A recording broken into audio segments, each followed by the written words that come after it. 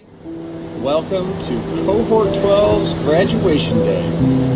I am excited that you're here. I look forward to hearing your input as our teams share with you their work, their ideas, and give you an opportunity to contribute.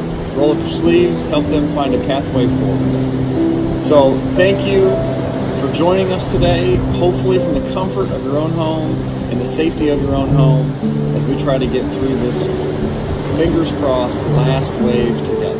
Thank you again for being a part of our program. We really appreciate your time and energy.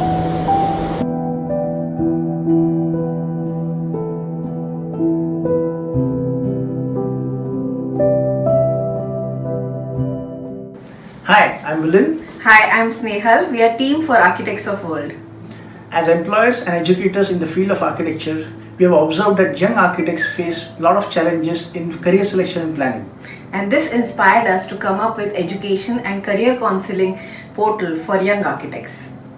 Hi, this is Tejali, and we hope to help more young architects like me with their career aspirations. I hope you like our idea and help us with your feedback and support. These are our young architects about to graduate in 2021, each one with their own aspiration, dreams, and colorful persona. Currently, they are in protected environment of college, which is providing them with a purpose and guidance from professors. They are not just designers. This creative bunch of problem solvers have combination of knowledge which gives them ability to work in multi-dimensional aspects of the field. Most people are not aware of these capabilities, and unfortunately, even these young architects themselves are not aware of their own potential. Most of them get stuck within the walls of same traditional roles of the profession, overcrowding the competitive space of building industry. At the most, they step out to construction or real estate industry. The limitation in thinking leads to stunted growth and frustration, sometimes even leaving the profession altogether. But beyond that imaginary wall lies a world of opportunities. Along with primary employers, there are secondary and tertiary fields such as entertainment, education, journalism, or insurance and finance. They also need creative thinkers and problem solvers, but architects and these employers rarely cross paths. What if these young architects realize that the wall doesn't exist? What if these secondary and tertiary employers find this talented pool? A win-win situation for both. Architects may find their spot and employers finding valuable talent that may increase their turnover time. As a young architect steps out of college, they have two options: join the workforce or upgrade themselves through higher education and then enter the workforce. The young architect is not aware of options available and, more importantly, what suits them. The educators are trying to reach these students for the knowledge they offer, and the employers are trying to get the best fit employees for their organizations. This is where Architects of World steps in. For young architects, we educate them, evaluate them, and connect them with opportunities based on their personalities and professional abilities. For educators and employers, we find appropriate candidates interested in the jobs or programs they are offering and shortlisting them, and connect them with the best fitted candidates. Architects of World will basically facilitate careers, connections, and more. So far, we have a live website and an Android app. There are 37 career profiles listed with proprietary evaluation test. Our user base is growing globally as we are educating them about various career pathways. To understand business potential, we have considered Indian market.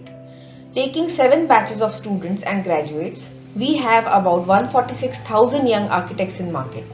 Out of these, about 25% opt for higher education and 75% opt for jobs. If we can reach even 5% of paying customers, we are looking at a revenue crossing $1.5 million annually. And what if we consider global numbers? Our competition today are the generalists. These people or portals have limited knowledge of architects and architecture. Architects of World is a specialist. We have the insider's advantage and add value to our customers with our niche professional knowledge. To reach our customers, we have to focus on development of 3 segments: the young architects, educators, and employers. June to August are considered the graduation time almost globally. We are targeting to complete the development of 3 segments of our product in next 9 months. If we do, we may catch the next graduation season. To complete this task, we need help. We need organizational psychologists for developing evaluation tools, software developers for website and app, legal expertise to protect intellectual property, and finally, we need expertise and guidance to scale our business globally. Architects of World plans to become a destination for career aspirations of architects.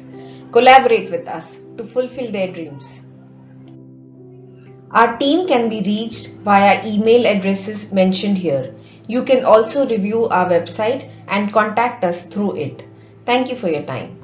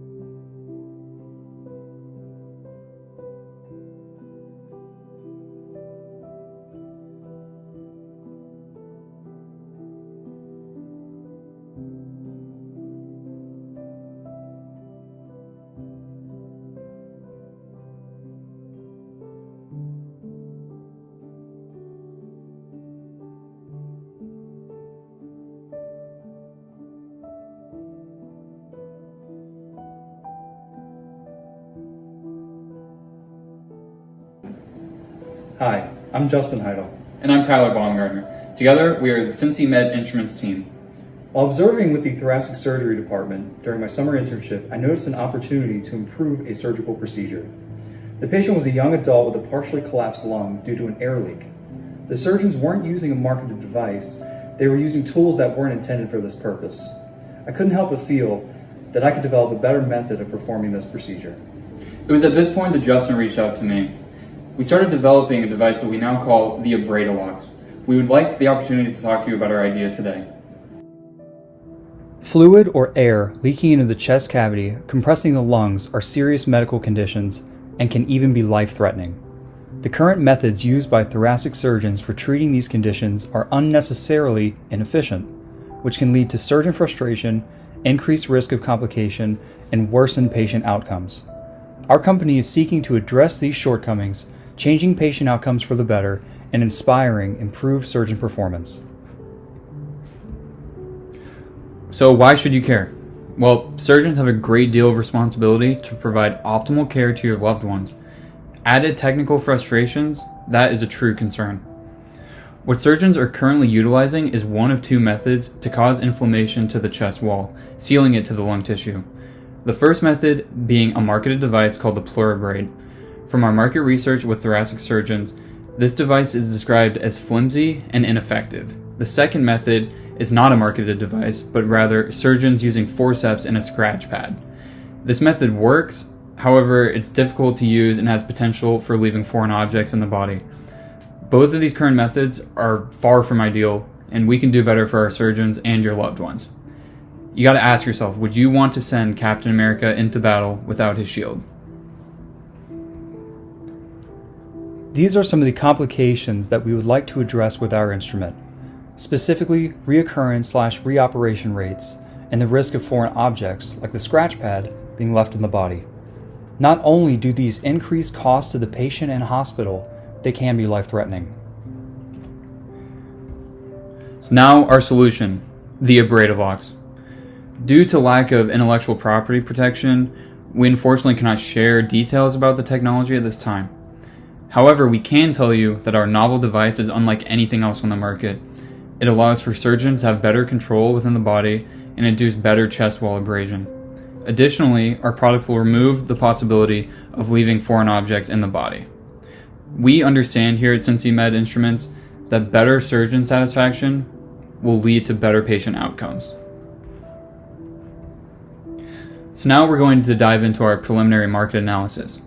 Here in the table, you can see the number of cases of air compressing the lungs, as well as the number of cases of fluid compressing the lungs. Referencing the total number of cases with the cost of the current device on the market, we can see the total addressable market is $18.2 million. We believe there is an opportunity to enter this market competitively for a few reasons. First, our market research has implied that the only other device on the market is very ineffective. Two, our device will reduce the complications of the procedure by being more effective, as well as removing the risk of leaving foreign objects in the body. Thirdly, the improved effectiveness of the device will likely lower costs of the hospital, as the number of recurrent cases will hopefully decrease. For these three reasons, we believe our device has potential to be the primary device on the market. With the engineering and clinical expertise of our team, it is our mission to improve surgeon performance, reduce costs to the hospital and patients, decrease complication rates, and provide the best patient outcome possible. Here, you can see the 2-year timeline for bringing the Embrader locks to market. In the coming months, we aim to put the finishing touches on our design, file for intellectual property protection, and begin prototyping. We then hope to finalize our device design and file for full non-provisional patent shortly thereafter. The Cincy Med Instruments team combines the disciplines of biomedical and mechanical engineering with clinical experience toward our mission of improving the outcome for patients with these serious medical conditions. This is an opportunity to greatly improve surgeon and patient experience, as well as take advantage of the current gap in the market. We're looking for aid in the areas highlighted here. This includes prototype development, legal counsel, startup advisory, industry connections, and a more in-depth market analysis. Again, we are the Cincy Med Instruments team. On behalf of Tyler, Dr. Van Haren, and myself, thank you for your time today. If you have any questions or would like to reach out about opportunities, please contact us.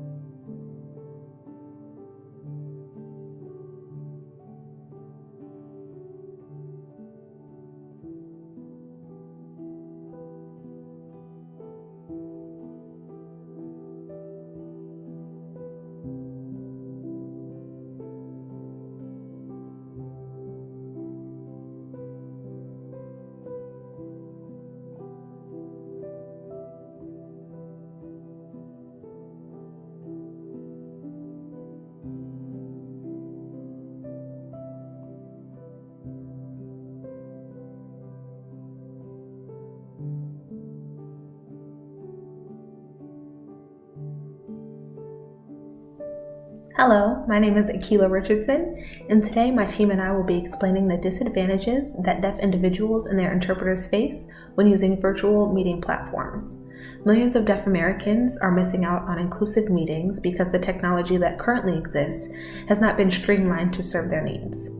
We are here today to challenge the virtual meeting platforms to be more equitable and improve their services to provide the ease of use for millions of Americans. My name is Chris Porter. I am an IT manager. I manage a group of staff. I'm a deaf individual, and all of my staff are hearing individuals. I love using the Zoom platform. Typically, when I use Zoom, I have to use it accompanied with a video relay service company. There's different companies like Sorensen Video Relay Service, Convo Video Relay Service, and Z Video Relay Service. When I use Zoom, I have to pull up the application on my computer and use another device like my cell phone, and I'll have 2 cameras. It definitely is a challenge. The bandwidth makes it challenging. Looking back and forth between the interpreter and the Zoom meeting makes it challenging. So I want you guys to imagine a world where Zoom is integrated with Convo or Z or Sorensen video relay service. There's different options for that integration. Zoom currently has a feature for interpretations. There's an icon that looks like a globe. You can click on that, and they have various options like Spanish interpretation in various languages. However, there is not an option for American Sign Language. I do wish that I was able to click on that, and that would connect to a video relay service company like Sorensen. I've been a sign language interpreter for over 16 years, working in video relay for 9. With on-site interpreting, I have access to a visual environment of my consumer. PowerPoint slides, handouts, and the ability to see the speakers assists me in providing a clear and accurate interpretation. When I'm called for a Zoom meeting virtually, I only see my deaf consumer. The nuances provided from the visual environment are lost, making clarity a challenge for both myself and my deaf consumer. Portions of information are lost while they go from one screen to another to watch me and then to watch meeting information, handouts provided, and to try to find their speaker. As you've heard from both Chris and Crystal, and see depicted here, the evolution of technology has greatly disadvantaged millions of deaf people and the interpreters who are working to gain them access to their human rights to communication. The technology largely isn't the problem. The technology exists, just not all in one place, as we've tried to demonstrate here. The manpower exists as well. There are thousands of interpreters already working for one of these video relay service companies, with an industry revenue of more than $76.8 billion. Our aim is to work with companies to streamline their products with their consumers who are deaf in mind. We've made significant strides in just the past 8 weeks. When we originally applied, we were only thinking of providing interpretations for pre-recorded materials like TEDx and edX.org and large corporations that hire deaf people. Picture-in-picture technology is readily available for pre-recorded materials. Providing the service with a quick turnaround reduces employer liability due to misunderstandings and cuts costs of having interpreted materials in their library. We're looking to connect with someone who knows how to navigate corporate and education connections to commercialize our services. During the discovery phase, we realized an even greater need for virtual meetings to be more accessible to deaf people. We are working with UCIT Solutions Center to create an interface that allows for interpreters from VRS companies to join virtual calls. Most recently, we discovered the need for live streaming services like what we're doing here in YouTube. They need the capacity to incorporate sign language interpretation on demand as well. This is our team, and we're looking to expand. Our years of experience as interpreters in the telecommunications industry, paired with Chris's lived experience and IT background, have proven to be a powerful start. Our project has a guarantee for growth and financial gain. We need someone who understands the social responsibility of providing the service, as well as knows how to help us navigate access to technology and companies. We are also looking for more support to secure intellectual property rights for this idea. We look forward to you reaching out to us. Thank you.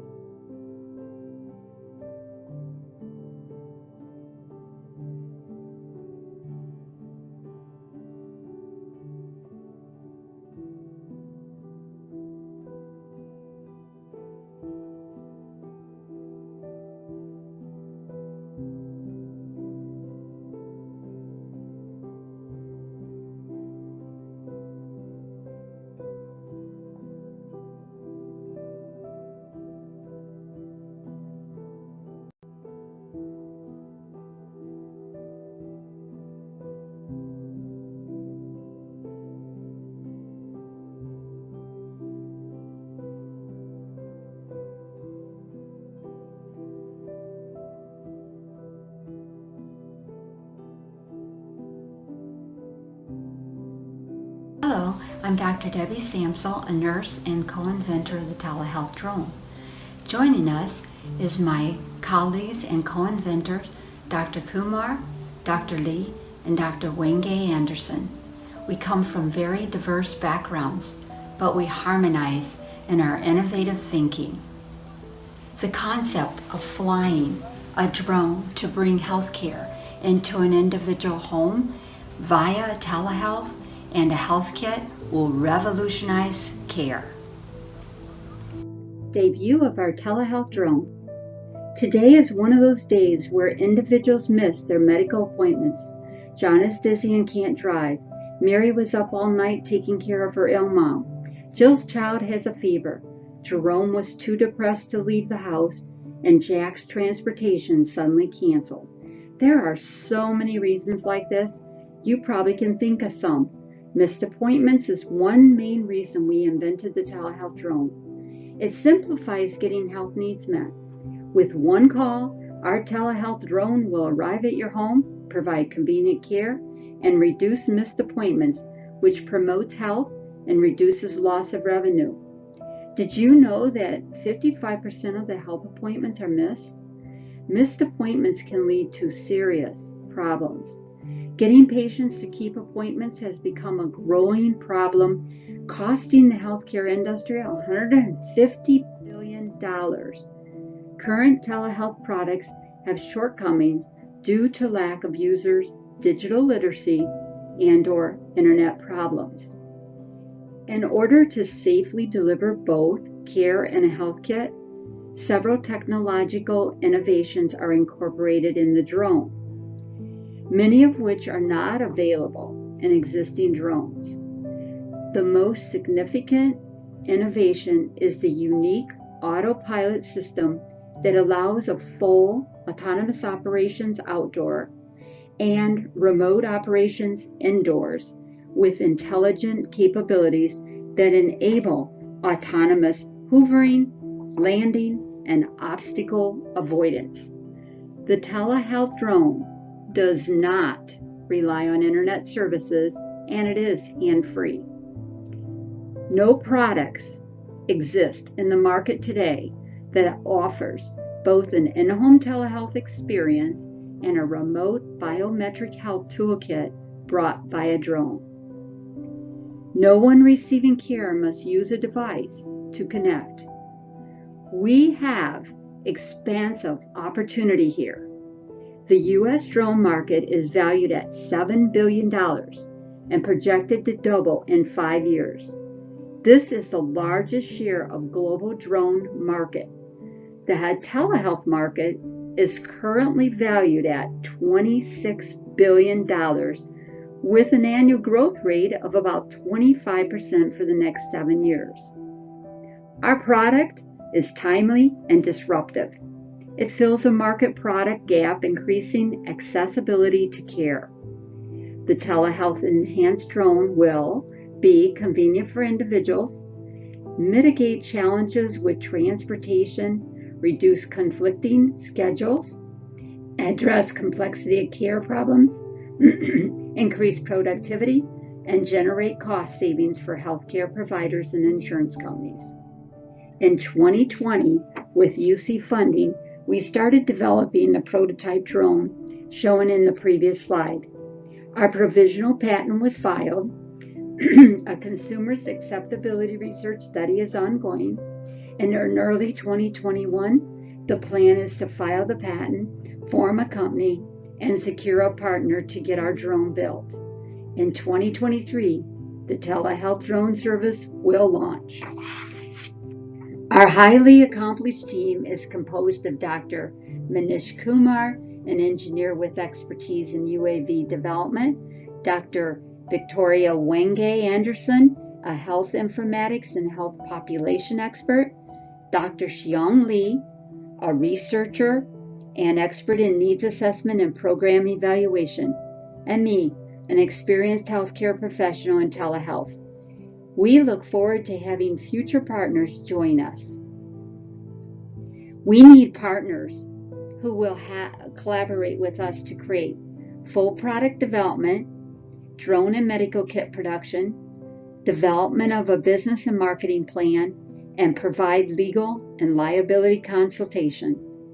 Together, we will bring to your home a convenient way to access healthcare through the Telehealth Drone. We will now be glad to answer your questions. Thank you.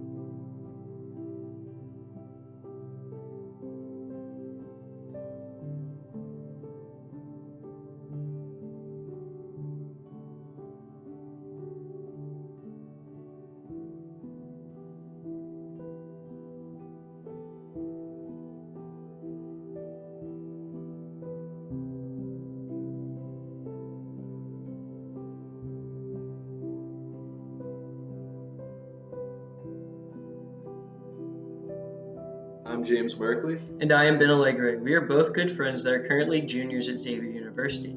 I am from Chattanooga, Tennessee, and throughout my life, the amount of horror stories of children being left in cars that I have seen has only gotten greater, especially in the South. We seek to get our business off the ground before we get out of college by solving a problem that would make the world a better place. And solving this problem of children being left in hot cars is what Car Seat Canary is all about.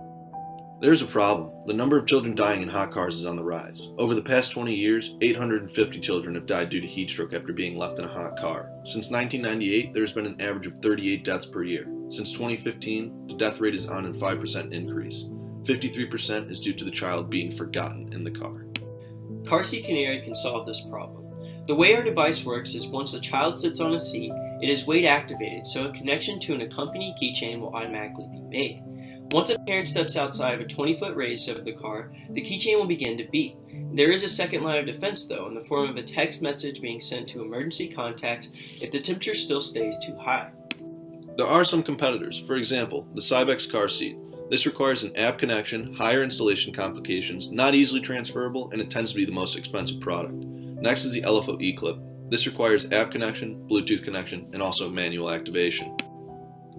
There's a hidden problem. That hidden problem is human error, and it exists in all of our competitors. Forget about the app. We want to bypass that completely because you're more likely to forget your phone in the car than you are to forget your child in the car.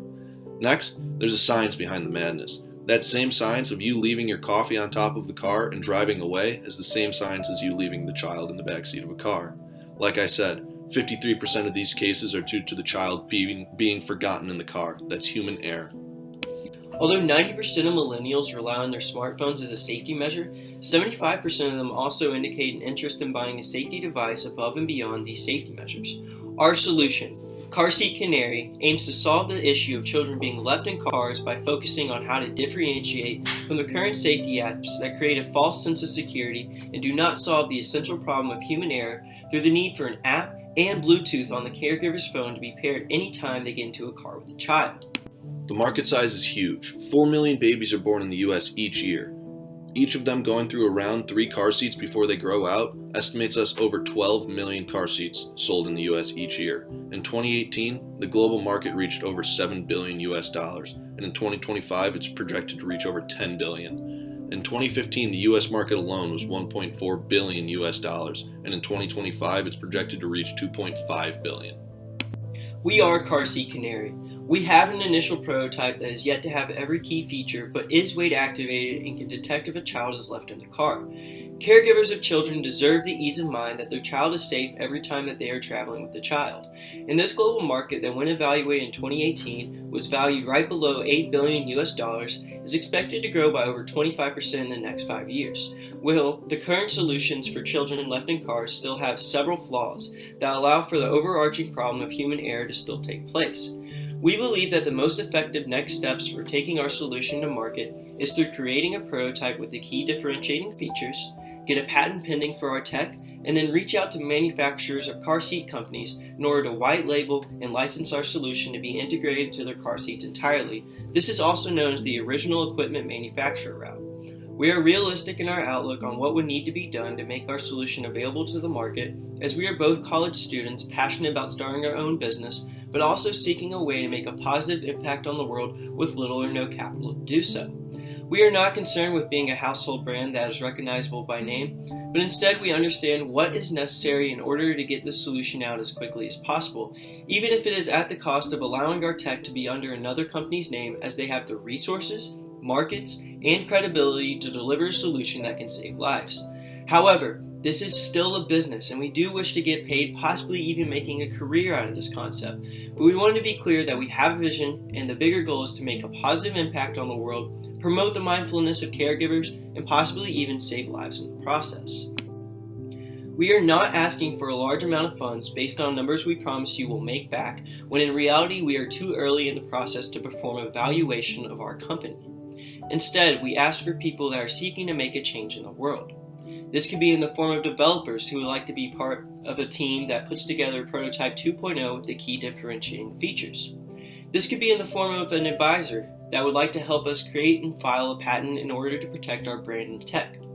Or this could be in the form of a determined advisor that has the real-world experience in the startup space that we as students currently lack to continue business development in order to make this endeavor profitable within the next year. If you're any of those people in the audience today, feel free to reach out to us via email or text, and together we can save children's lives.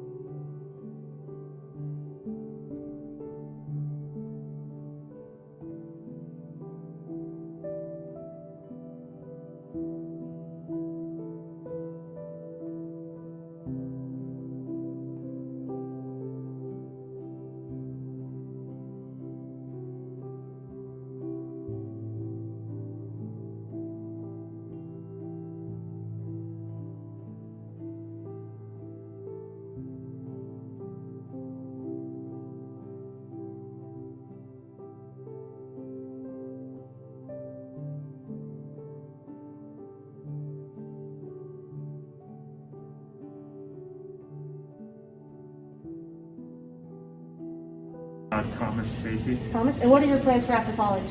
I don't really have any plans right now. What are your guys' plans after college? To go to medical school. Oh, awesome. What about you? Hopefully just to get a job. What's your name? Ahmad Patel. What's your plans after graduation? I have no idea. No idea? My name is Peyton Fisher, a senior at UC, and as you saw before, we are all here just trying to figure out what our next step is. That is why I developed Coffee Talk, a podcasting platform that brings career exploration to your fingertips. Students have access to great education, but no real guidance in finding a career. We have spent so much time in school not knowing what we want to do. As a college student myself, we have so much on our mind that's all supposed to add up to this happily ever after, but how do we know what that is? On average, there are 17 million college students enrolled in an undergraduate program. At least 1/3 of those students will change their major, adding to more years in debt in their college experience. That is a total of about 5.7 million students that started college thinking they were going to do one thing and decided to do another. Due to the lack of resources that allow us to explore, experience, and talk to people, we are unable to make a truly educated decision on what we want to do for the rest of our lives. That is where Coffee Talk comes in. There are millions of careers out there that no one knows about. Businesses have less success with recruiting, causing higher turnover rates because they hire someone young who thinks they know what they want to do, then a year or two in they quit because they hate it. This costs the company time and money wasted. For the employee, time and money is also wasted doing a job they do not enjoy. With my podcast, I hope to give students a better understanding of the career they are jumping into. Once I get working professionals sitting across the table from me, you will hear their journey, life design, tips, hardships, failures, and a description of what their job is truly like. I will provide the real and raw material. We take all that information and put it into a 30-minute episode where young adults can listen in their car, at work, doing chores, or anywhere else that's convenient for them. It's a new way of marketing careers using modern technology. The market gets flooded with new users every year. There's always students graduating and trying to figure out what the next step is in their life. This platform will not only be beneficial for sophomores in high school all the way to seniors in college, but also the parents and teachers using it as a resource to help the young adults in their life take that next step. If you read the statistic in red, you know that over 50% of students that were studied said that they had no idea what they want to do with their career. Coffee Talk is a new way of communicating with these students. If you haven't noticed, we tend to like our phones a lot. That is why old HR and recruiting tactics are useful, but a lot of work to only reach a few students. If that company came on one episode of Coffee Talk, they would reach thousands of students from all over the country. Coffee Talk allows young adults to take the next step towards their future from the comfort of their phone. We are entering an existing market with a new form of media marketing. No one is doing this yet. Our competitors fail to address these problems in a convenient way. No business has time to sit down and connect with thousands of students the way that podcasts do. So far, we have recorded over 10 podcasts. We have created social media pages on Instagram and Facebook. And we also have communicated with a couple of schools that want to link our podcast to their school website as a resource for their students. In the future, we plan to create a website or other platform that makes it a one-stop shop for all career exploration. Here's why you should join Coffee Talk. Coffee Talk is a very small team who is brand new to starting a business. Any advice, help, or suggestions would be greatly appreciated. Also, this benefits both the employers and the students. 51% of college-age students listen to podcasts weekly, so this platform has the potential to reach over 50% of the target market. I'm here seeking a mentor that is willing to help me finalize my business plan. I need assistance in expanding my concept and actually getting down on paper how I can move forward with my business. I am also looking for podcast guests, so if you know anyone or would like to be a guest on my podcast, please reach out in the chat or email me. I would like to thank the 1819 Innovation Hub for choosing my business to go through this cohort. Over the last 7 weeks, I have done more for my business and honestly learned more than I have in the last 3 years of business school. Coffee Talk is breaking into the new age of media marketing, and we are promoting as many different careers and opportunities that this world has to offer. My name is Peyton Fisher, and if you have any questions at all, I would love to chat with you.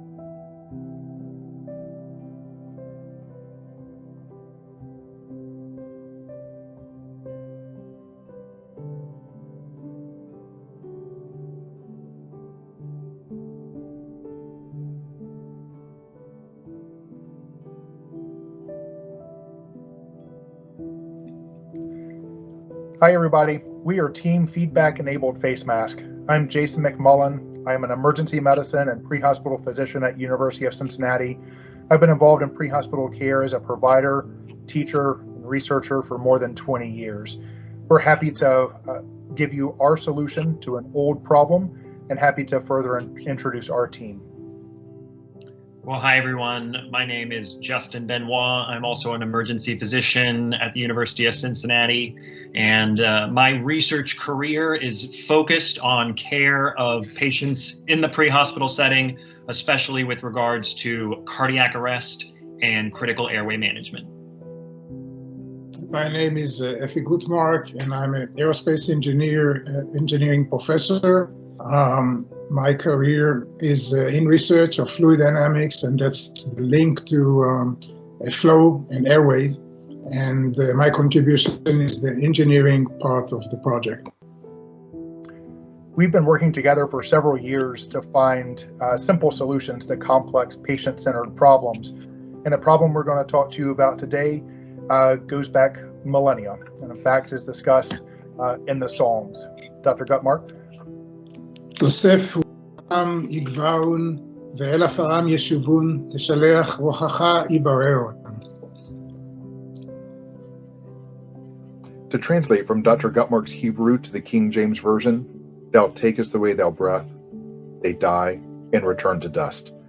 This is because breathing is essential, but medicine is imperfect, providers are subject to inertia, and science shifts the collective focus. Artificial respiration techniques developed over the last century are thought to be good enough, and the status quo has stagnated innovation, even though critical clinical needs remain. Quite simply, we need oxygen. Justin and I know that seconds matter when trying to save a life, and we strive to give our patients more Thanksgivings. Unfortunately, 20% of cardiac arrest survivors have brain damage that leave them dependent on others for basic tasks, or they remain in a persistent vegetative state. Even when the heart is restarted, a brain starved of oxygen can mean permanent disability. The bag valve mask, or BVM, is the initial device used by all medical professionals, including EMTs and paramedics. Because air follows the path of least resistance, a good seal between the mask and the patient's face is essential to provide oxygen to the lungs. Unfortunately, the bag valve mask is largely unchanged since its creation in the 50s, and our emergency responders have an opinion. In fact, Captain Kevin Ewell, who's the captain of EMS at Cincinnati Fire Department, described the bag valve mask as one of the most misused things in emergency medicine.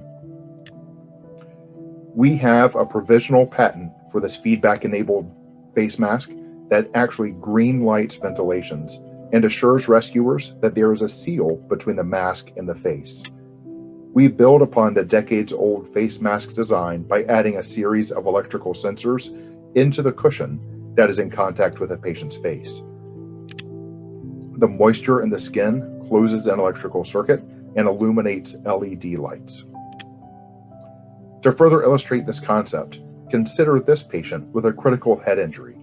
How certain can we be that life-saving oxygen is actually being given instead of washing into the environment? How about now? The market is sizable. A bag valve mask is used in 1 to 2% of all EMS encounters, and year to date in the United States, there have been more than 41 million pre-hospital emergencies. UC bought almost 4,000 of these bag valve masks in the year 2016 as one of over 5,500 hospitals in the country. Now, while our base case is used by EMS in the emergency department, we see a need wherever crash carts exist, such as the 19,000 dialysis centers, outpatient surgical centers, and urgent cares in this country alone. Our library research revealed that respiratory disposables, devices, and equipment has a 1.5% to 2% compound annual growth rate through 2022. Further, our technology can be applied to any circumstance where a seal is important, including medical use and home use of CPAP machines, as well as personal protective equipment. We believe that our feedback-enabled face mask helps rescuers confidently provide oxygen to critically ill patients by reducing the effort to acquire and maintain this mission-critical mask seal. We've worked hard to advance our concept, which was conceived in 2019. We've had wins like our provisional patent and setbacks like not getting into Cohort 9, but we have remained dedicated. Our EIR conversations and customer discovery interviews confirm that we are on the right track. The idea has matured in this program, and we look forward to the next phases. We are a solid team with core knowledge of the clinical problems in the emergency care environment, essential engineering principles, and medical device development, but we are missing at least one key player. We're looking for partners to further accelerate device development because our providers want and our patients need solutions that allow confident delivery of efficient and effective care. We need a better understanding of and access to healthcare supply chain management.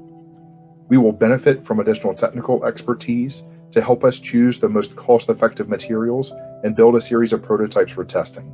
As we move ahead, additional support for IP protection will be essential, as will guidance in the FDA approval process. We are thrilled to provide more information now or at any point in the future. Thank you.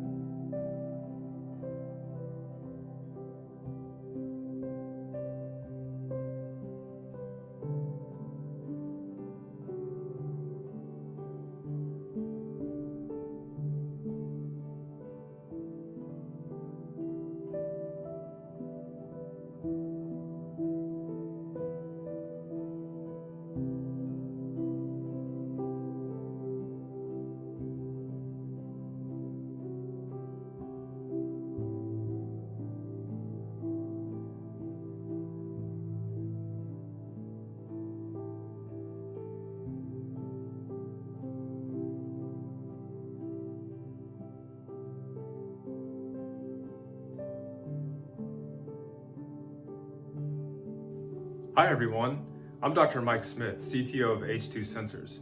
Today I'm excited to tell you about some revolutionary magnesium materials that are being used as orthopedic implants for broken bone repair. Their novelty lies in the fact that they disappear after the bone is healed instead of having metal inside of your body for the rest of your life. We at H2 Sensors are on the cutting edge and offer a simple, non-invasive way to monitor these revolutionary implants. Our product is a dermal sensor patch that undergoes a blue to pink color change in response to the hydrogen that's liberated from the implant as it disappears. This color change can be easily captured by taking a picture with a cell phone, then sending the information to a doctor. This makes life so much easier for both the patient and the healthcare professional. Stainless steel and titanium have long been used as orthopedic implants for broken bone repair. Take the x-ray of my friend Jim, for example, who recently suffered a nasty ski injury and broke his leg. You can see a large amount of plates and screws were implanted within his leg. The problem with these types of implants is that they remain in the body indefinitely. About 40% of people require a second surgery because of complications such as infection or the need to accommodate a growing child. These implants are also incredibly uncomfortable. Jin often complains about pain in his leg, especially in colder temperatures, since the metal transfers heat. Collectively, these problems are not only expensive, but super stressful to patients. For these reasons, a revolution is occurring within the orthopedic community to use magnesium alloy implants for broken bone repair because they can slowly and safely disappear in the body after broken bones have healed. One such company that has pioneered the commercial availability of magnesium alloy implants is Syntelix. Their so-called Magnesics devices are available in the form of pins and screws and have been used in humans throughout Europe and Asia. The US FDA very recently designated the Magnesic screw as a breakthrough device. The idea of magnesium alloy implants is illustrated here in the case of a broken foot bone. The magnesium is first implanted with the broken bone. Over time, the bone begins to heal while the magnesium implant remains intact. After the bone is healed, the magnesium implant slowly and safely dissolves in the body to release ions of magnesium and hydroxide, as well as some hydrogen gas which permeates through the skin. Amazingly, this hydrogen liberated from the implant is responsible for causing the color change within our dermal sensors, as we will see in an upcoming slide. At the conclusion of the treatment, the broken bone has fully healed and the magnesium implant has completely dissolved away. Though magnesium implants are better than traditional materials, monitoring the magnesium during implantation is challenging. X-ray technology does not work well with magnesium because its density is very similar to bone. Other available techniques are impractical because they are either invasive or expensive. This is where our technology from H2 Sensors comes into play. Since hydrogen is released from the magnesium implant as it dissolves, and the gas escapes right through the skin, we have developed a dermal hydrogen sensor that undergoes a blue to pink color change. The sensor gives a visual indication of the hydrogen level coming off the implant, which is correlated to the extent of the overall implant disappearance. This color change can be easily monitored with a smartphone for healthcare professionals to consult patients throughout the course of implantation. With respect to the market, orthopedic devices were valued around $39 billion on the global scale in 2018. Our hydrogen sensor is applicable in the segments for trauma fixation, prosthetics, and craniomaxillofacial devices, which collectively makes up a $7.4 billion market. Since magnesium devices recently received US FDA designation as a breakthrough device and are expected to become the gold standard, tremendous future growth can be expected in these markets. Our product is quite valuable because it protects the patient's health by ensuring the implant is disappearing as intended without exposure to X-rays. Measurements can be made non-invasively with fast response time. Our sensor design is scalable, so we can make sensors of various sizes and geometries for applications on different regions of the body. The patient's life is greatly improved through the use of our product because the sensor can be applied at home and the results can be rapidly transferred to a doctor to expedite medical decision making. Our product also provides feedback to the patient that they can soon return to the normal activities that they love and enjoy.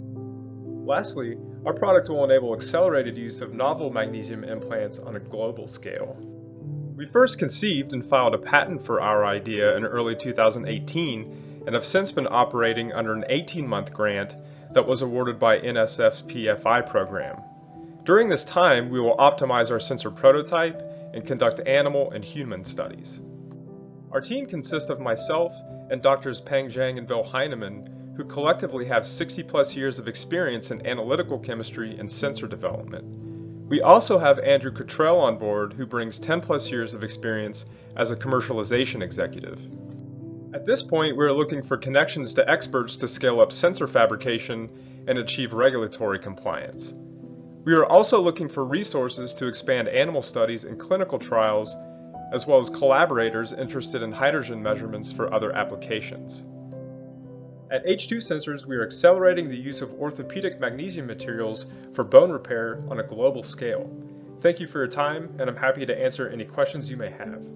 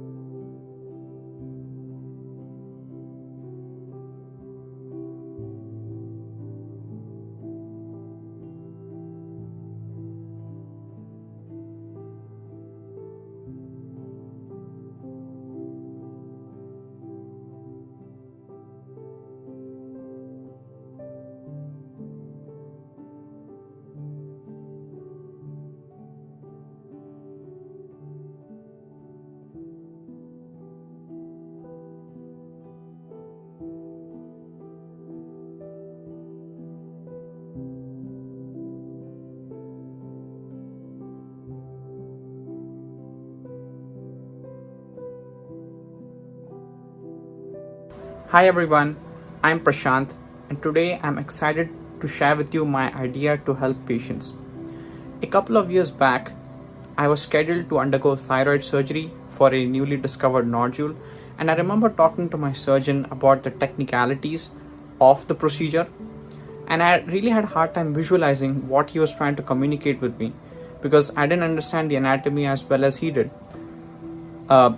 At that point in time, it wasn't a good feeling to have, not fully understanding what he was trying to say, but I trusted his expertise and decided to undergo the procedure. But in hindsight, it would have been so much better to have a personalized visual aid to really help me understand, what he was planning to do.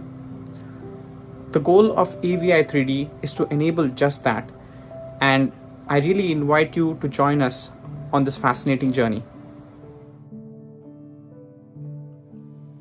At the heart of it, medical practice is about trust. The recipient of healthcare, the patient, entrusts the caregiver, the doctor, to do what is in the best interest of the patient. The sole mission of our company, Anatomic Visualization in 3 Dimensions, AVI 3D, is to enhance trust through improved communication between patient, doctor, and surgical team members. The most important ingredient in developing trust is clarity in communication. Patients often don't have enough of a grasp of their own anatomy to fundamentally understand an upcoming procedure or treatment.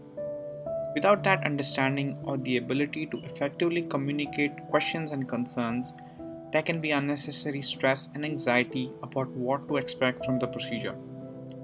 Furthermore, X-rays, MRIs, and other high-tech scans require training to understand and therefore don't provide doctors with relevant context for important conversations with patients. Current 3D anatomy models are generic and don't represent specific patient anatomy or detailed context for the procedure. Doctors have to rely on 2D scans or virtual 3D models. What if there was a way to scan a patient's actual anatomy and then create a 3D model to give doctors and their patients personalized context for an upcoming treatment or procedure? Introducing AVI 3D. A three-dimensional model provides a different understanding of anatomy to the surgical team and bridges the gap between patient and doctor for having meaningful conversations about the planned procedure. It also helps the patient gain a much better understanding of their disease and the planned surgical intervention. Using 3D printing, we develop patient-specific anatomic visualization. We have successfully developed models for more than 75 surgeries. Physicians love our models and have found them super helpful in planning cardiac surgeries, neurosurgeries, and oral or maxillofacial surgeries.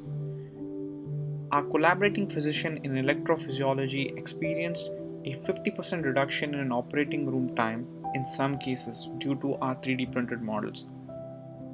We would like to expand this service directly to patients who had imaging done and want to understand their pathology in 3 dimensions. The market for anatomical models is estimated at around 600 million this year. With a growth rate of over 10%, the projected market is over 1 billion by 2026. However, nearly all of this is from 3D models made for ordering physicians and paid for by hospitals or private practices. The market for 3D models made specifically for patients to help them visualize their pathology is largely untapped. With more than 80 million CT studies this year, the market is estimated to be at least around 100 million based on our assessment. These models will be paid for by the patient directly using cash or personal credit. There are several industry companies and academic groups manufacturing 3D anatomic models on demand for ordering physicians. 3D models for patients remains unexplored as insurance reimbursement is still a challenge. Our company was born in November of 2019. We made our first model, a hepatic pseudoaneurysm model, the same month. Throughout 2020, we've expanded to service cardiac surgeons, cardiologists, neurosurgeons, and ENT surgeons. Post-COVID, we plan to conduct patient interviews to better gauge the patient medical modeling market. We plan to develop a website for our service concurrently. We will also be developing a HIPAA-compliant patient portal. Finally, we want to test our portal and patient service with 100 or so patients. We will solicit their feedback and make any needed changes before beginning full-fledged service in 2022.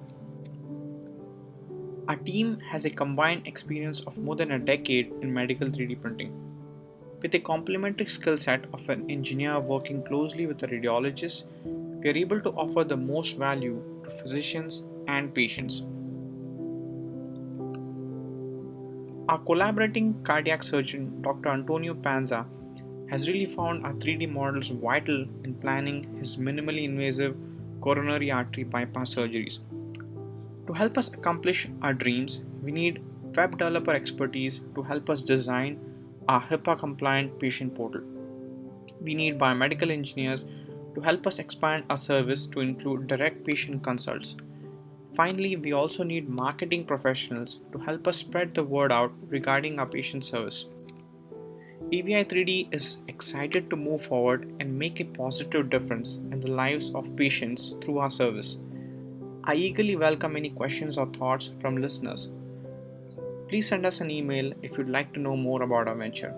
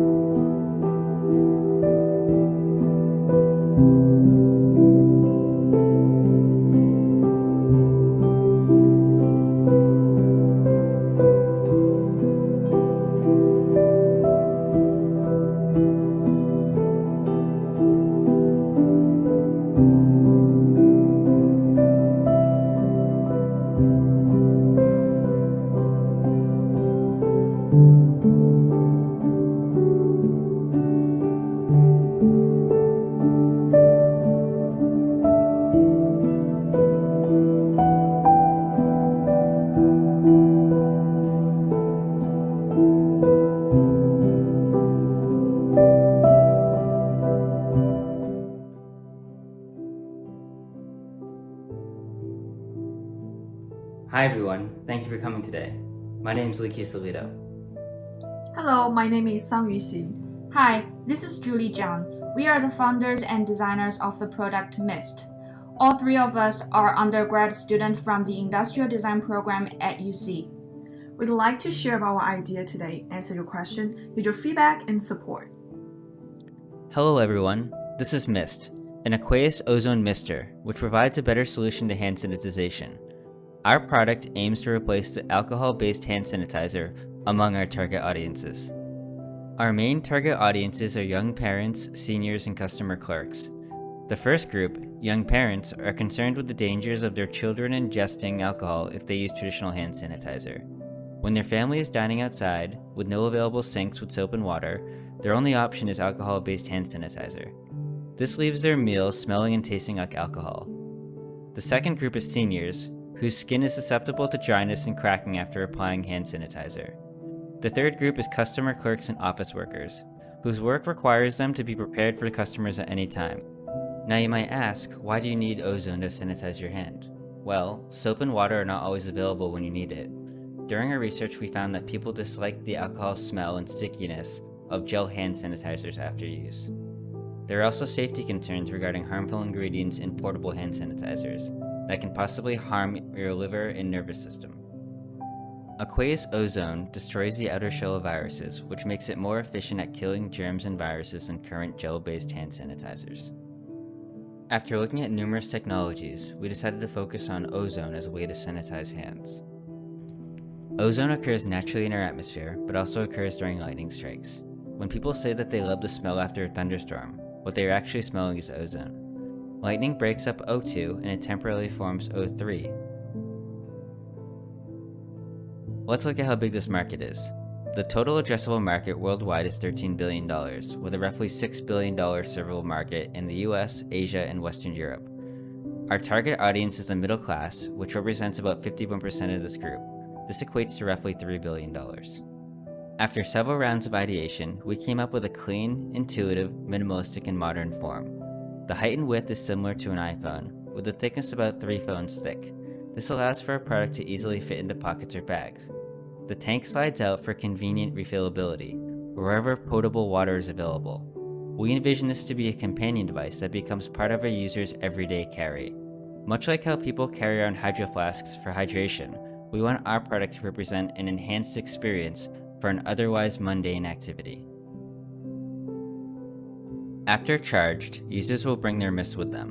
When they need to sanitize, the user will hold the device with one hand and turn the device on with the power button. They will then aim the nozzle towards their hand and pull the trigger with their index finger to spray the mist. Mist ejects from the nozzle in a controlled manner so the user can easily apply the aqueous ozone evenly without a mess.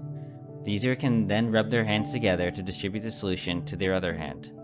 Some use cases are, use it when you're in close contact with others, sanitize surfaces before and after touch. It can also be used to sanitize soft goods such as masks. Additionally, the aqueous ozone from the mist will remove strong odors. After we graduate from 1819, our first move is to hire an engineer to help us develop the product and apply for a design patent. In August 2021, we plan to have a minimal viable product ready so we can distribute them and get feedback on the testing. In December, we will apply for a utility patent and prepare to launch the product online in February 2022. We are fourth-year students in industrial design here at UC. We have a variety of academic and professional work experiences. We are all passionate about design and changing the world. Currently, we're looking for an experienced engineer to further develop our technology with us, a manufacturing site for producing and testing our prototype and MVP, and marketing resources to help us further reach our audience. Thank you. We'd love to hear from you if you're interested in helping us realize our vision.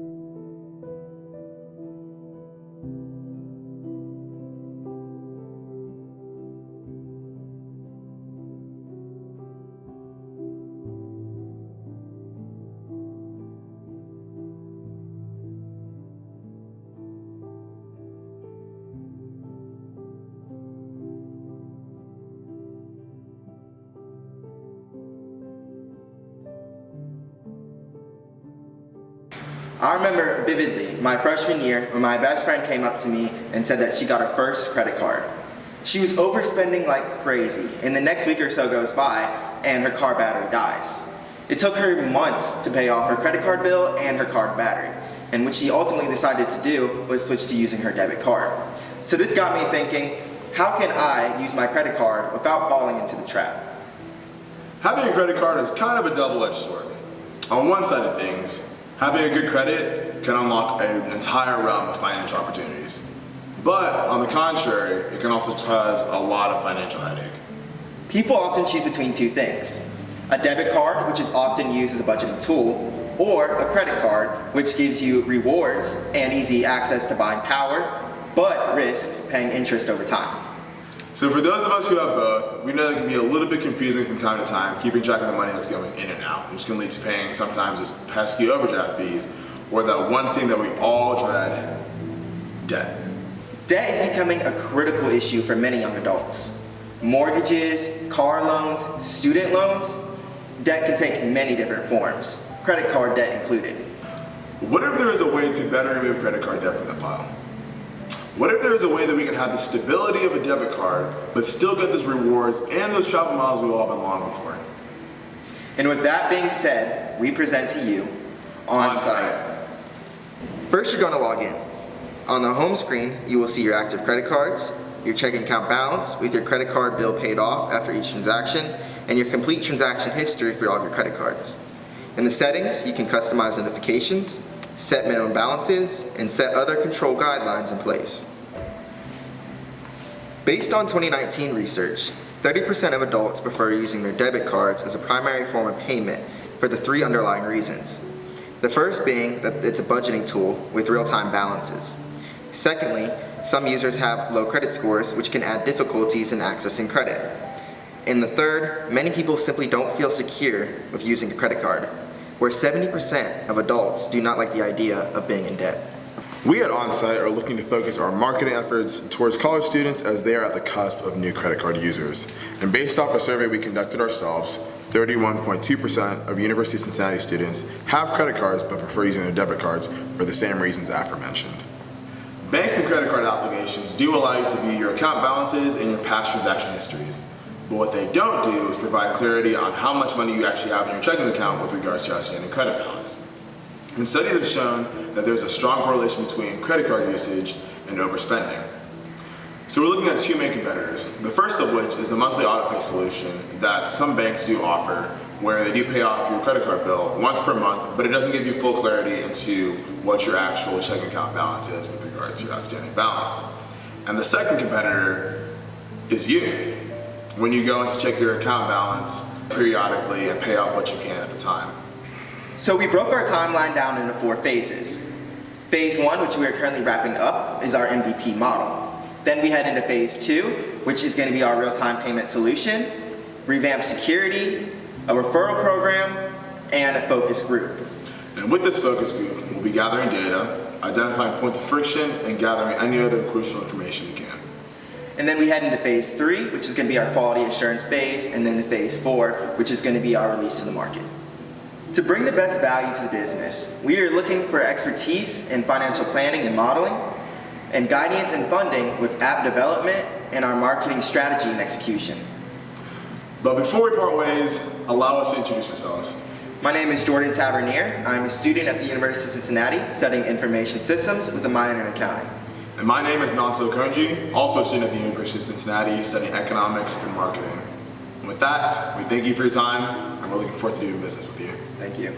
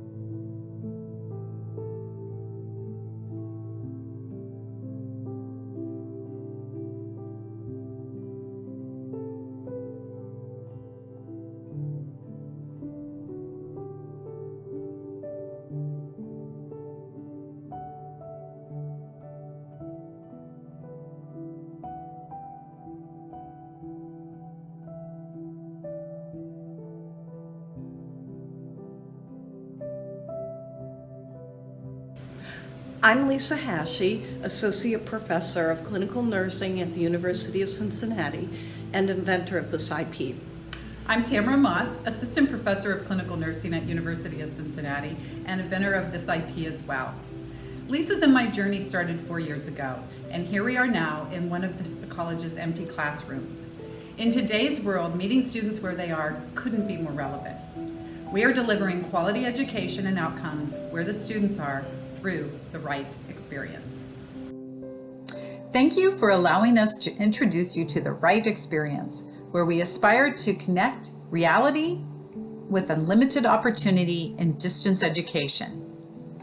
4 years ago, we recognized a difference between distance and on-site students' performance of clinical skills.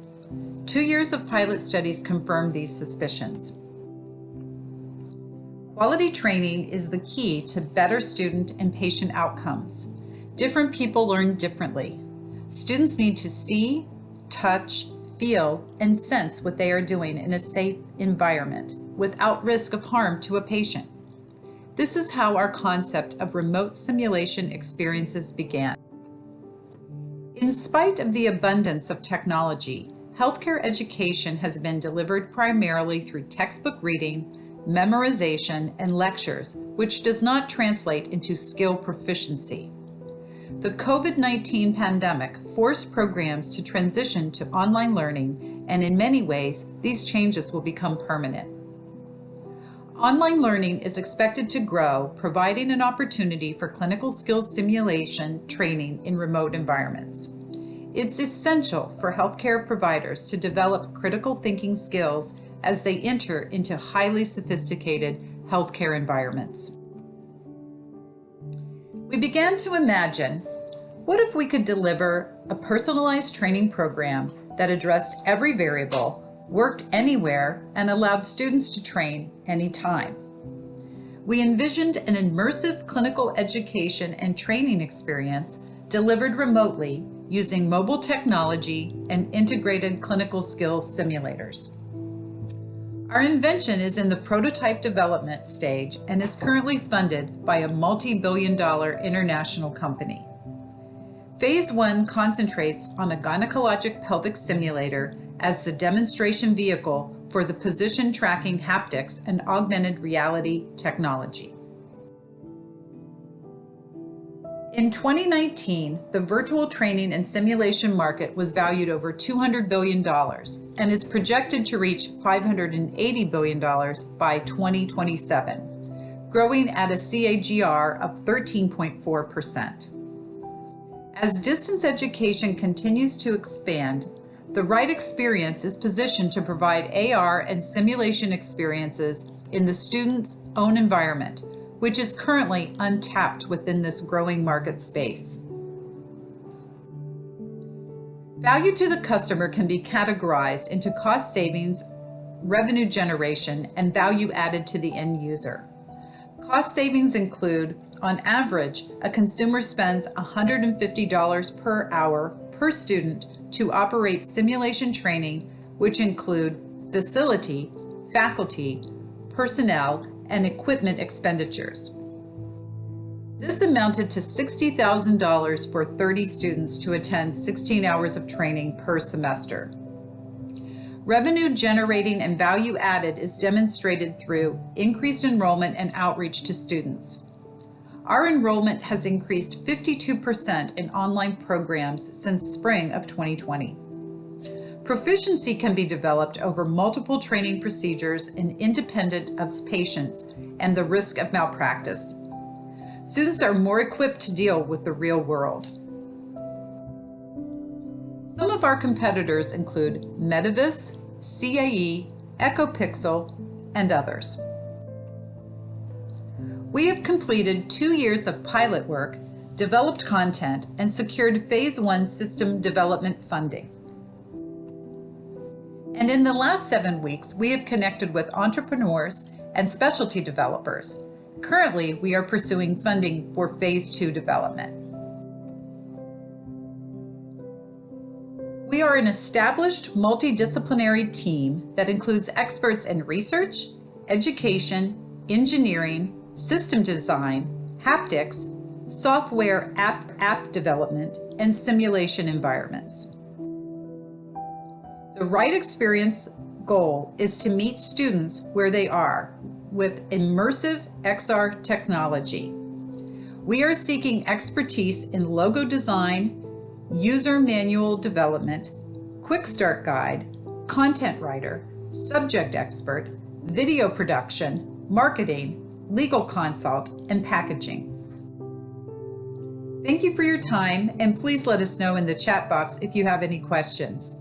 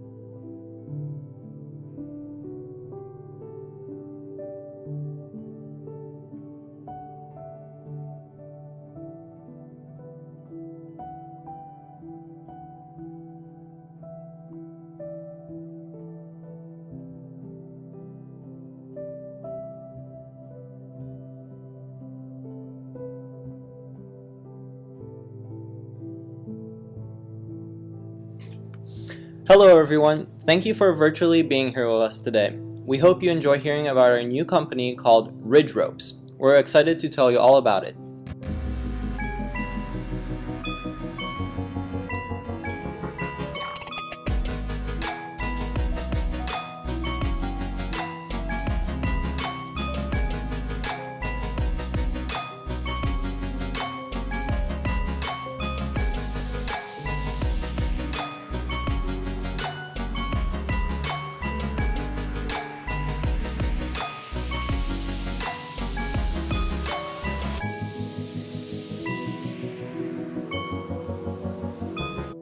My name is...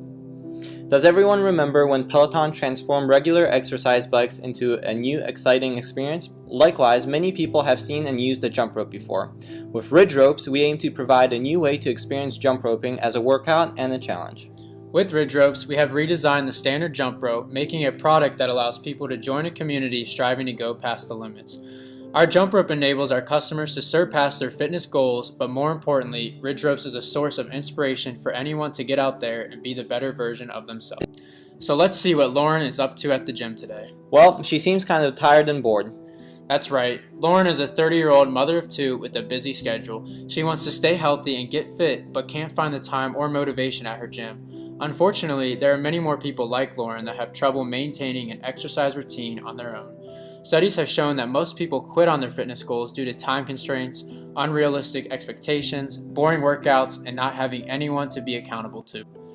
That definitely explains why Lauren is having a hard time. She could really use some motivation to get her back on track and working out again. Peloton got people engaged on bikes through digital screens.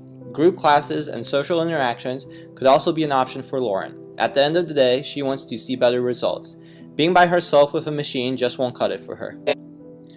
There are a few problems though. Not many people can afford to just go out and buy a bike that costs thousands of dollars, sign up for an expensive gym membership, or pay for personal trainers. Going to classes and working out with others requires flexibility. Lauren doesn't have time for that in her busy schedule, and much like a lot of other people. On top of that, the COVID pandemic has created a lot of obstacles. We can't have workout classes like we used to, social distancing rules and regulations have enforced limited class availability, and we also don't want to put Lauren in an uncomfortable situation.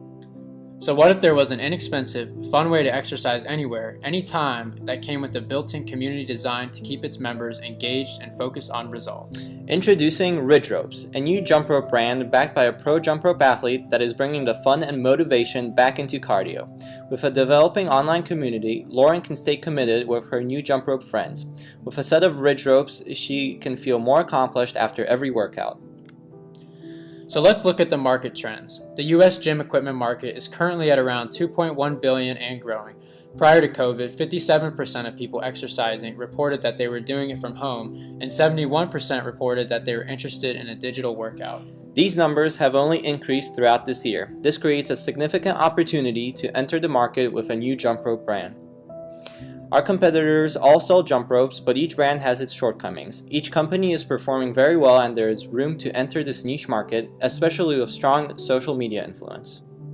So why Ridge Ropes? Ridge Ropes helps the fitness community and those getting into exercise who want to have an effective and efficient workout.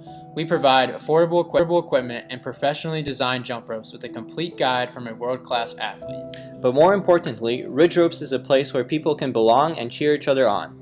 We have designed jump ropes for fitness and for learning tricks, but what is really going to drive success is the relationships we form with our customers. Since starting Ridge Ropes at the beginning of this year, we have designed and sourced the jump ropes, built a website, and launched the brand with $4,000 in sales in the first 4 days. In our next steps, we want to further develop the marketing strategies to be able to reach more customers. As tax season approaches, we need to have a clear understanding of our legal structure and filings. By the end of March, we also want to improve our shipping and redevelop the jump ropes and designs. Our team consists of the two of us. Rich specializes in marketing, social media influence, and is the face of the brand. I specialize in operations, such as sourcing, finances, and technical development. Our team has a good balance of skills, and we believe we can succeed to partner with gyms and organizations in the future. To get there, we are looking for some help from a consultant. We are Ridge Ropes. With a redesigned line of jump ropes, we are striving to help people become motivated and inspired about pushing their limits and reaching their goals. To help us do this, we are asking for advice and support on customer outreach and legal matters like taxes. Thank you for your time. Here's our contact information. If anyone has any questions, we'll be online to answer them.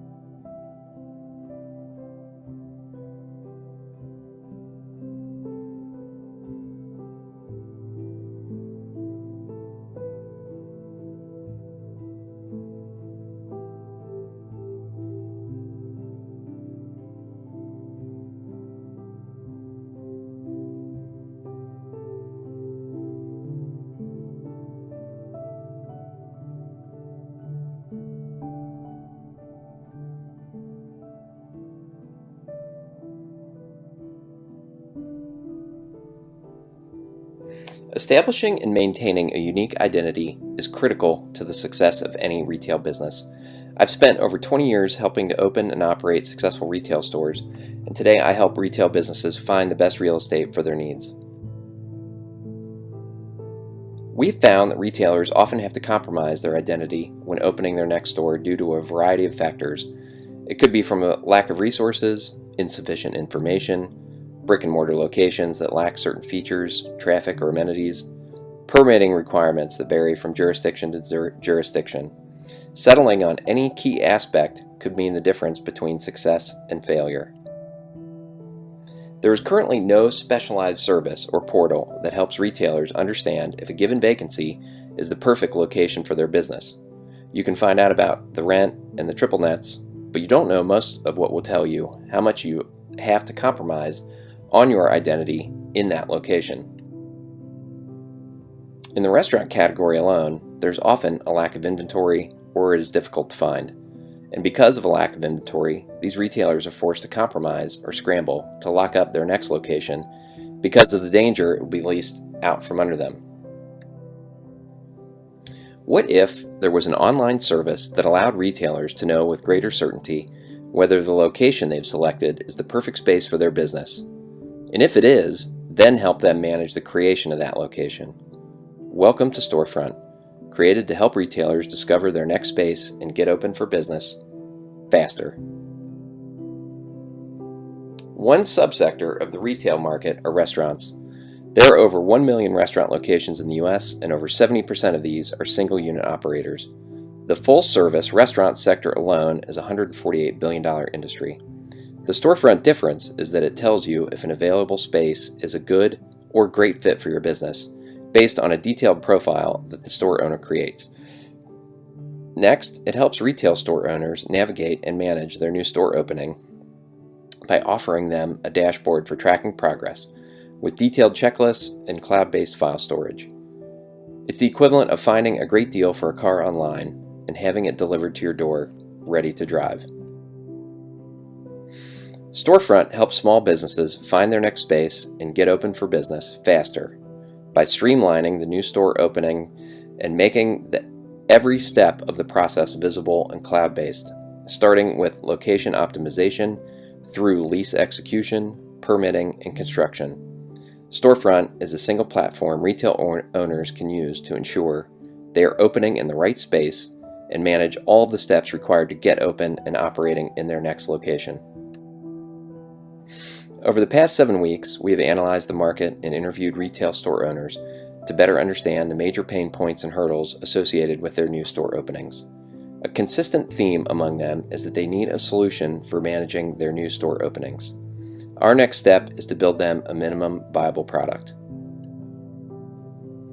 Our team already has a strong background in commercial real estate transactions, lease negotiations, and deal flow.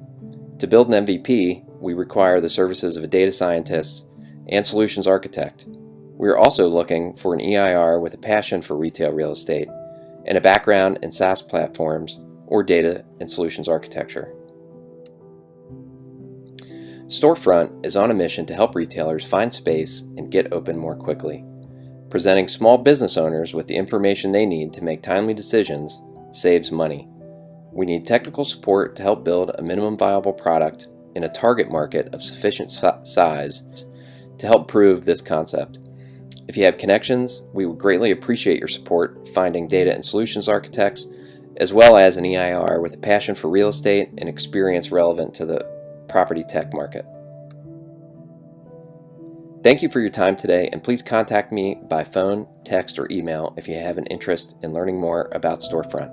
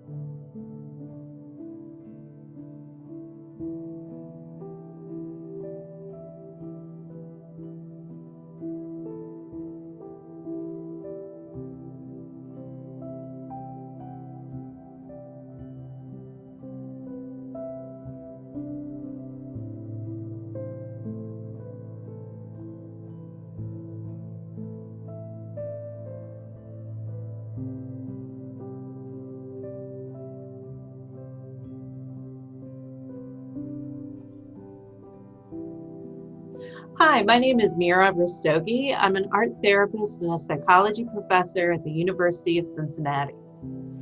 Hi, I'm Victoria Diallo. I'm an artist and associate professor of art education at the University of Cincinnati.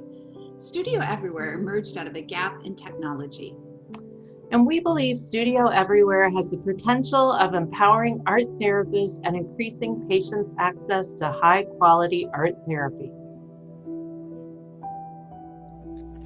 I was recently doing virtual art therapy with a client, and the client showed me her image so that we could talk about it. And I couldn't see, due to the quality of the camera, what she was showing me, but I was really nervous because I was afraid she would shut down because she would think I was criticizing her art, or her artwork was so poor I had no idea what she was creating. This is the job of an art therapist that's doing virtual art therapy.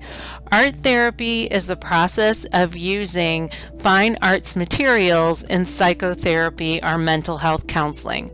The art therapist works with the client and collaborates with the client by looking at the client's drawings and talking about the client's problems through their drawings. They may also use the drawings to help the client think of the problem in new ways. So the art product or the art piece that the client creates is an essential component to working through the client's problem and understanding things in a different way, with the hopes of helping the client improve their situation or how they're feeling with things.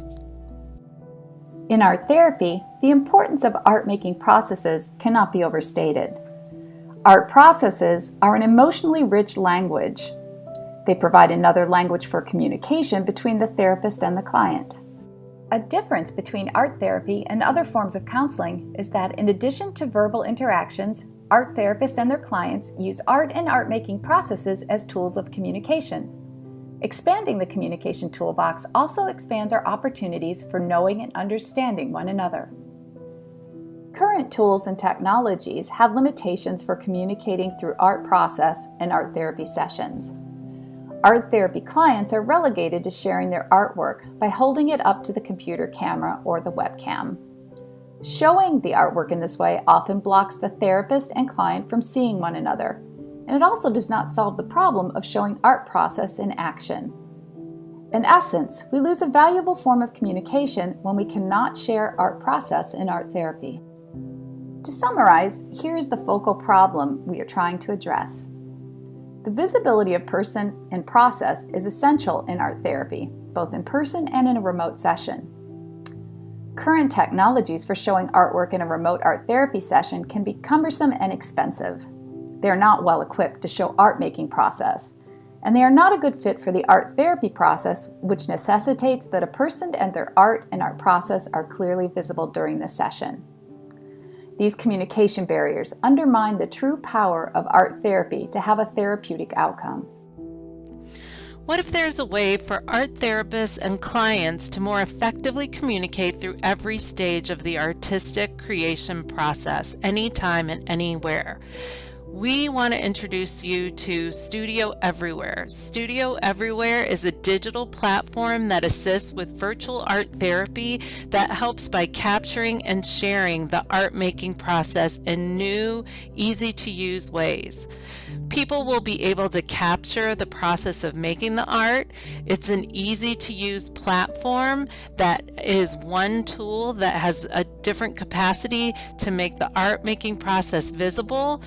And it can capture and store art images that can allow the artist to reflect on their artwork. Studio Everywhere will empower clients and help art therapists who want an emotionally rich, connected, guided art-making experience online by integrating and streamlining multiple discrete digital tools into a single platform. There are current technological tools that allow people to make virtual images, that allow people to see one another, or that allow people to store artwork and present it, but none of these have the capacity to do all of those things in one. We expect the market to grow, especially in the next few years due to the pandemic and the aging population. We know that the retirement communities and the art therapy workforce will grow. We also know that global online education is expected to boom. The market as it stands today includes activity professionals, art educators, recreational therapists, art therapists, and people who use art in medical settings. Our team has a high level of experience as artists, art educators, or art therapists, or online art instructors. What we are looking for is technological experts, marketing and legal experts who can help get Studio Everywhere, everywhere. Studio Everywhere is the solution for art therapists and art educators. Studio Everywhere empowers patients and clients by using one tool for the sharing of images and art making process in real time, and provides a platform for reflection and learning. That was it. That was the teams that comprised Cohort 12 in the UC Venture Labs Pre-Accelerator program.